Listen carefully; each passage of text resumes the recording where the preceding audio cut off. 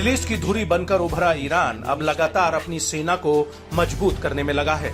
एक समय अंतर्राष्ट्रीय प्रतिबंधों का सामना कर रहे ईरान ने अब अपने दम पर इतनी काबिलियत हासिल कर ली है कि वो अकेले दम पर दुनिया की बड़ी से बड़ी ताकत के सामने आंख से आंख मिला सकता है।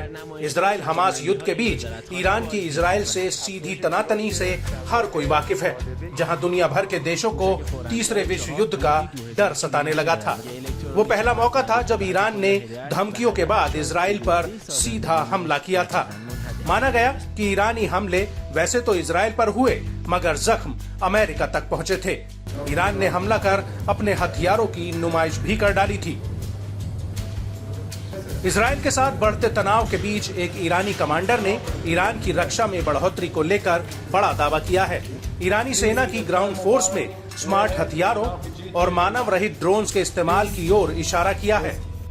ईरानी सेना के ग्राउंड फोर्स के commander brigadier general Kioumars Heydari ने कहा कि ईरान की सैन्य इकाई ने भविष्य में संभावित खतरों का सामना करने के लिए कई प्रकार के रॉकेट लॉन्चर और एंटी आर्मर हथियार बनाने की तकनीक हासिल कर ली है। सभी प्रकार के तोपखानों को डिजिटल बनाने में भी महत्वपूर्ण कदम उठाए हैं। भविष्य में मौजूदा खतरों को देखते हुए ग्राउंड फोर्स ने स्मार्ट, नेटवर्क केंद्रित, सटीक और लंबी दूरी के नए हथियार बनाने की योजना है। कमांडर ने ईरान के ग्राउंड फोर्स के हथियारों और उपकरणों को बनाने में आर्टिफिशियल इंटेलिजेंस के इस्तेमाल की आवश्यकता का भी जिक्र करते हुए कहा कि संभावित अभियानों में एआई का उपयोग हथियारों की प्रभावशीलता को बढ़ा सकता है।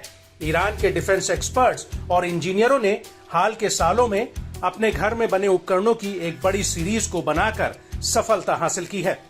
इससे कई अंतर्राष्ट्रीय प्रतिबंधों के बावजूद सशस्त्र बल आत्मनिर्भर हो गए हैं। ईरानी कमांडर के हालिया दावों ने इजराइल की मुश्किलें और बेचैनी को बढ़ाने का काम किया है। जहां एक और इजरायली सेनाएं गाजा पर हमला कर फंसती जा रही हैं, हमास लड़ाके इजराइल पर हावी नजर आ रहे हैं, वहीं ईरान के नए और घातक हथियारों ने इजराइल को परेशानी में डाल दिया है। ईरानी अधिकारियों ने इस बात पर जोर दिया है कि देश अपनी सैन्य क्षमताओं को मजबूत करने में नहीं हिचकेगा, जो पूरी तरह से रक्षा के लिए हैं। ईरान की रक्षा क्षमताओं पर कभी भी बातचीत नहीं की जाएगी। इस्लामिक क्रांति के नेता आयतुल्लाह सैयद अली खामनेई ने बार बार ईरान की रक्षा क्षमताओं को बनाए रखने और बढ़ावा देने के प्रयासों का आह्वान किया है।